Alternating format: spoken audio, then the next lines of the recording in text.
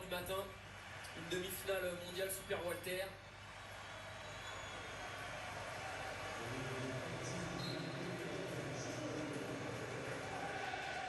Bon, très discret hein, l'Allemand Kai Havertz ce soir, moins performant que face à Palace. En même temps, moins de ballons aussi. Aussi, dans une équipe qui était plus dans la gestion.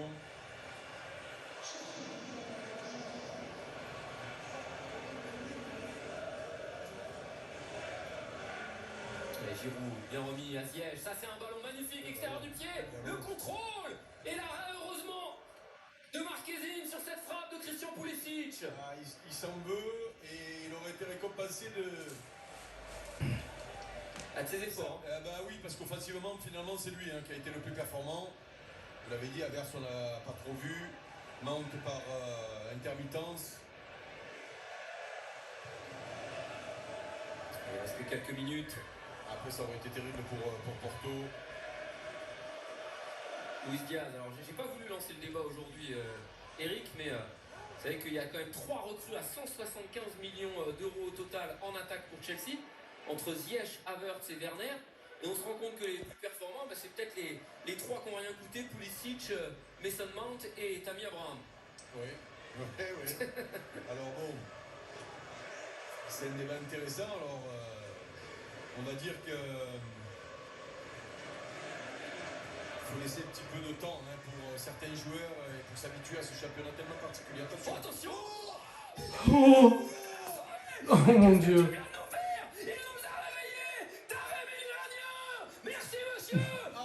Só por causa disto já valeu a pena, meus Ça amigos. valait le coup de rester jusqu'au bout et de faire ce match-là pour votre but. Foda-se. Aïe, aïe, aïe, aïe, aïe, la bicyclette dont on rêve tous. Ah ouais, puis alors celle-là, elle est belle. Elle est belle. Regardez, l'équilibre. Et surtout, là, on va se ficher le ballon. Oh, le centre lui permet justement de s'envoler. Ah ouais. Oh, papa, vainqueur du Tour du Portugal. Ah ouais. Ah, superbe. Et notre éclaircie est là, Samir. Merci, enfin, Eric. Ouais. Alors, on va pas dire qu'on a souffert pendant 90 minutes parce que, on l'a dit, il y a toujours des choses à retirer de ce genre de match. Tactiquement, mais par contre, il est venu nous amener la petite gourmandise de fin de match. Exactement, c'est exactement ça, la petite sucrerie. Voilà. Pour ceux qui ont patienté jusqu'au bout, pour ceux qui ont souffert avec lui. C'est la... Attention de ne pas prendre... carton jaune, tranquille, ça va.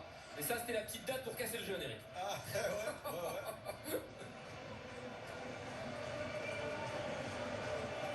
Alors que là, il y avait quand même...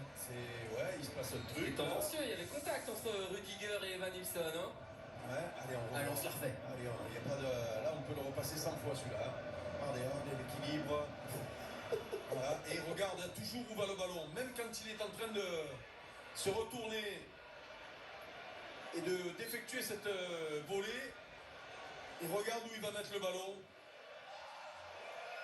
Et malheureusement, c'est Chelsea qui aura sûrement ce dernier ballon. Et il aurait fallu qu'il soit marqué 5 minutes plus tôt, celui-là, Eric. Parce que ça aurait pu nous mettre le feu à la parce que c'était trop peu, trop tard. Monsieur Turpin va siffler la fin de la rencontre.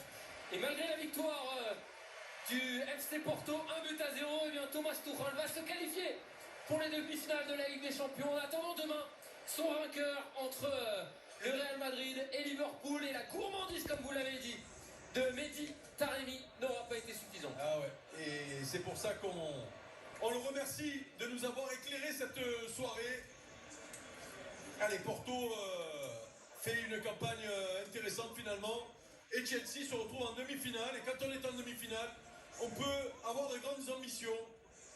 Exactement. Porto aura malgré tout tenu son rang. Celui de Petit Pousset, mais aussi de poil à gratter. Ils auraient pu faire mieux, espérer mieux. Mais c'est Chelsea qui se qualifie en demi-finale de la Ligue des Champions. On en reste là. Merci à toutes et à tous de votre attention. Et à bientôt. Salut Eric. Merci Samir. Bonsoir à tous.